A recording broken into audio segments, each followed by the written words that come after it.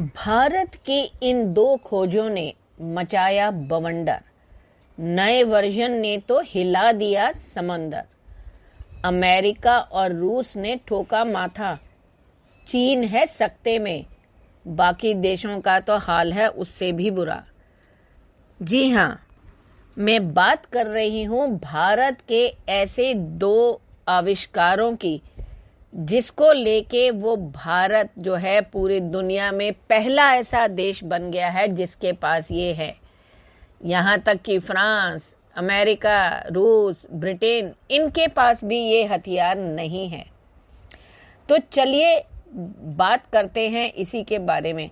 लेकिन देखो, सबसे पहले ये जानना ज़रूरी है कि भारत को इसकी ज़रूरत क्या है। तो देखो, भारत की जो भौगोलिक स्थिति है, जिस तरह से उसके दुश्मन दो अलग अलग लोकेशन पर मौजूद हैं, उसके हिसाब से भारत को बहुत बड़े पैमाने पर खतरों का सामना करना है। ये खतरा जल से भी हो सकता है, थल में भी हो सकता है। इन खतरों में बैलिस्टिक, क्रूज और हाइपरसोनिक मिसाइलों और हथियारों का खतरा है। इसलिए भारत को ज़्यादा सटीक बैलिस्टिक मिसाइल डिफेंस सिस्टम चाहिए जिसमें कई तरह की लेयर हों, कम दूरी से लेकर अंतरिक्ष तक हमला करने लायक हों, और समुद्र में वो तो आप जानते ही हो कि चीन की जो विस्तारवादी नीति है वो सभी देशों को परेशान कर रही है। ना ही खाली उसके पड़ोसी देश बल्कि दुनिया के बड़े दिग्गज देश भी इससे परेशान है, क्योंकि उनको डर है कि कहीं ये सब हथिया कर चीन सुपर पावर ना बन जाए। और इसके लिए जो चीन है वो लगातार समुद्र में अपना वर्चस्व मजबूत करने में लगा हुआ है। भारत को इसी वजह से जो है खतरा है।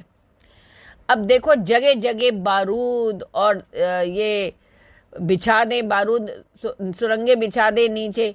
तो आप ये सोचिए कि भारत के पास जो माइन स्वीपर जहाज हैं वो सिर्फ और सिर्फ 4 हैं, जबकि अमेरिका के पास वो 100 हैं।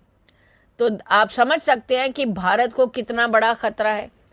अगर ये माइन स्वीपर जो है हमारे को इतनी ज़्यादा ज़रूरत है कि अगर वो अपने आप को इस खतरे से, जल में रह के खतरे से बचाना चाहता है, तो उसे ये करना ही होगा। तो आपको मैं बताती हूँ आज उन 2 खोजों के बारे में जो वैज्ञानिकों ने भारत को सर्वोच्च देश बना दिया है अपनी तकनीक के ज़रिए। तो इसलिए दोस्तों, वैज्ञानिकों के नाम पर ही एक लाइक, एक कमेंट और एक शेयर तो बनता ही है। आपका एक एक लाइक हमें बहुत ही मोटिवेशन देता है। आप में से बहुत से लोग हैं जो वीडियो तो देखते हैं लेकिन लाइक कमेंट नहीं करते हैं। प्लीज़ वो किया कीजिए। देखो, सबसे पहले जो है मैं बात करूंगी AUV की, यानी कि ऑटोनोमस अंडर वाटर व्हीकल। क्या है ये एक स्वायत्त पानी के नीचे का वाहन है जिसे बारूदी सुरंगों, खदानों का पता लगाने के लिए डिज़ाइन किया गया है। नाम है निराक्षी। ये तो एक वो है जो पहले बन चुका है। आज हम बात करेंगे माइक्रो AUV के बारे में। वैसे निराक्षी का अर्थ होता है पानी में आंखें। नाम देश में अपनी तरह का पहला है और वाणिज्यिक लॉन्च से पहले भारतीय नौसेना, तटरक्षक बल और सेना द्वारा उपयोगकर्ता परीक्षण से ये गुजर चुका है। भारत की समुद्री सीमा और अब भेद होने वाली है। भारत जल्द ही एक ऐसा autonomous under water vehicle launch करने वाला है जो समुद्र में भारत को बेताज बादशाह बना देगा।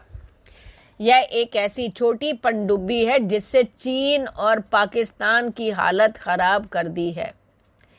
किसने बनाया ऑटोनोमस अंडर वाटर व्हीकल? ये देखिए, जो भारत सरकार के garden Reach ship builder and engineers ने बनाया, जो कलकत्ता स्थित है। यह पानी के अंदर ऑटोमेटिक रूप से चलने वाला एक पनडुब्बी है जो दुश्मन की हर चाल पर नजर रख सकता है। ऑटोनोमस अंडर वाटर व्हीकल को Garden Reach ship builder engineer Bengal की खाड़ी में लॉन्च करेगा।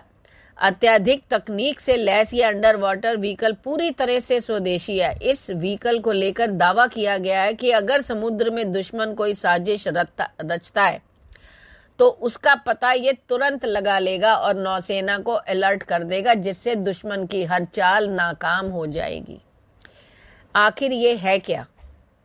देखो, AUV जो है वो एक रोबोट की तरह होता है जो ऑपरेटर से निरंतर इनपुट की आवश्यकता के बिना पानी के नीचे जासूसी करते रहता है।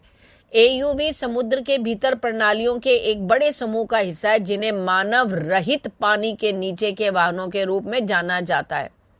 आज की तारीख में नौसेना के लिए ये काफी महत्वपूर्ण है। इससे रियल टाइम सर्विलांस करने में आसानी होती है। यह कैमरा, सेंसर्स और अत्याधुनिक राडार से लैस होता है जो काफी दूर से दुश्मन की हरकतों का पता लगा लेता है।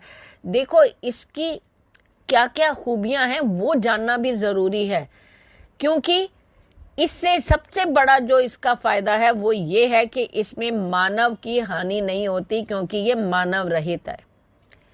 अगर मान भी लिया जाए किसी भी तरह का एक्सीडेंटल कोई हरकत हो जाती है तो भी उसमें ये बर्बाद होगा, लेकिन उसमें कोई जान का खतरा जो है वो नहीं हो पाएगा। ये 4 घंटे की सहन शक्ति होती है इसमें और 300 मीटर की गहराई तक काम करने में ये सक्षम है। ये हमारे सशस्त्र बलों द्वारा ऑपरेशन में आ जाने के बाद माइन काउंटर मेजर ऑपरेशंस में एक महत्वपूर्ण भूमिका निभा सकते हैं। उन्हें निष्क्रिय ध्वनिक निगरानी के लिए भी तैनात किया जा सकता है। इसके दौरान वे लंबे समय तक स्थिति में रह सकते हैं, उप सतह प्लेटफॉर्मों के संभावित आंदोलन की निगरानी कर सकते हैं। इसका उपयोग माइन का पता लगाने से लेकर खदान निपटान से लेकर पानी के नीचे सर्वेक्षण तक कई कार्यों के लिए किया जा सकता है। एक बार यूजर ट्रायल पूरा हो जाने के बाद ये उपयोगकर्ता आवश्यकताओं को शामिल किया जाता है। इसकी सहन शक्ति को 200 से 300% बढ़ाने के लिए प्रयास किए जा रहे हैं, जिससे इसे मदरशिप से या कोस्ट गार्ड ड्यूटी के लिए तैनात किया जा सके। तो आप समझ गए कि ये कितना महत्वपूर्ण है नेवी को सशक्त बनाने के लिए। अब जो मैं दूसरे बात कर रही हूँ उसके लिए, वेपन के लिए, तो वो है सटीक निशाना, मीडियम रेंज। मारक क्षमता तो है बेमिसाल, और भारत ने टेस्ट की ये नई रहस्यमयी मिसाइल। क्या चीन और पाक के पास है ये सब? नहीं। बैलिस्टिक मिसाइल के नए वर्जन ने भेदा टारगेट। सुखोई 3 से की गई निगरानी कई खूबियों से है लैस। तो चलिए बात करते हैं इसके बारे में। अभी हाल ही में 23 अप्रैल 2024 को DRDO ने नई बैलिस्टिक मिसाइल का परीक्षण किया। इस मिसाइल का नाम तो नहीं बताया गया, लेकिन डिफेंस एक्सपर्ट का मानना है कि यह अग्नि प्राइम जैसी मिसाइल हो सकती है या उससे बेहतर वर्जन। इस मिसाइल की रेंज इतनी है कि यह पाकिस्तान और चीन के कई शहरों को बर्बाद कर सकती है। लेकिन देश के जो रक्षा एक्सपर्ट हैं वो ये मान रहे हैं कि यह अग्नि प्राइम मिसाइल का लेटेस्ट वर्जन है या उससे एडवांस कोई नई मिसाइल है। इस मिसाइल के बनने और सफल परीक्षण के बाद ये बात तो पक्की हो गई है कि देश की सुरक्षा में मिसाइल महत्वपूर्ण भूमिका निभाएगी। मीडियम रेंज की मिसाइल का मतलब है कि यह 800 से 2400 किलोमीटर की रेंज में हमला कर सकती है।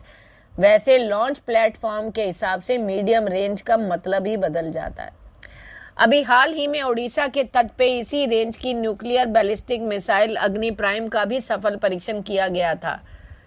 34.5 फीट लंबी मिसाइल पर एक या multiple independently targetable re-entry vehicle warhead लगा सकते हैं, यानी एक साथ कई टारगेट्स पर हमला कर सकते हैं और एक साथ सफाया। रक्षा मंत्रालय ने कहा कि परीक्षण ने कई प्रौद्योगिकियों के साथ मिसाइल की अभियानगत क्षमता को साबित किया है। 23 अप्रैल को सामरिक बल कमान के तहत मध्यम दूरी की बैलिस्टिक मिसाइल के नए संस्करण का सफल परीक्षण किया गया। परीक्षण ने कमान की अभियानगत क्षमता को साबित कर दिया, यानी कंपैटिबिलिटी को साबित कर दिया और नई प्रौद्योगिकियों को मान्य बनाया। यह पता चला है कि यह मिसाइल अग्नि श्रेणी की हथियार प्रणालियों से तो संबंधित नहीं है। ITCM ने वे पॉइंट नेविगेशन का उपयोग करके वांछित पथ का अनुसरण किया और बहुत कम ऊंचाई वाली समुद्री स्कीमिंग उड़ान का प्रदर्शन भी किया। सफल उड़ान परीक्षण ने गैस टरबाइन अनुसंधान प्रतिष्ठान बेंगलुरु द्वारा विकसित स्वदेशी प्रणोदल प्रणाली के विश्वसनीय प्रदर्शन को भी स्थापित किया था।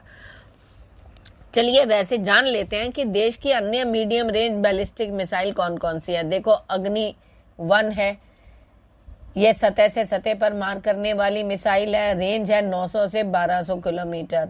इसमें पारंपरिक और परमाणु हथियार लगाए जा सकते हैं। दूसरी है अग्नि 2, यह भी सतह से सतह पर मार करने वाली मीडियम रेंज की बैलिस्टिक मिसाइल है। इसकी रेंज 2000 से 3500 किलोमीटर है। इस पर भी पारंपरिक या परमाणु हथियार लेकर टारगेट पर हमला कर सकती है। K4, यह पनडुब्बी से दागी जाने वाली मीडियम रेंज की बैलिस्टिक मिसाइल है। इसकी रेंज 3500 किलोमीटर है। पर अब सवाल है कि दुनिया से क्या छुपा रही है भारत की सेना और सरकार। कहा जा रहा है कि यह अग्नि परिवार की मिसाइल नहीं है। अगर यह अग्नि परिवार की मिसाइल नहीं है तो ये क्या है? अगर ऐसा है तो भारत ने क्या एकदम नई मिसाइल बना ली है जिसके बारे में वह दुनिया को नहीं बताना चाहता? सरकार की तरफ से जारी बयान में कहा गया कि मीडियम रेंज की इस बैलिस्टिक मिसाइल ने सफलतापूर्वक अपने टेस्ट पास किए, टारगेट पर सटीक निशाना लगाया। इसकी ऑपरेशनल कैपेबिलिटी बहुत ही शानदार है। इसमें कई नई टेक्नोलॉजी लगी हैं। बस अब तक के जितने भी टेस्ट होते हैं तो उसकी खबर दुनिया के सामने रख दी जाती है, परंतु इसकी नहीं रखी गई, जिसके कारण चीन और पाक, रूस, भारत, सब जितने भी देश हैं, दुनिया के बड़े बड़े देश सकते में हैं कि आखिर भारत के वैज्ञानिकों ने ऐसा क्या बना लिया। दोस्तों, वीडियो पसंद आए तो कृपया लाइक शेयर करें, कमेंट करें। धन्यवाद।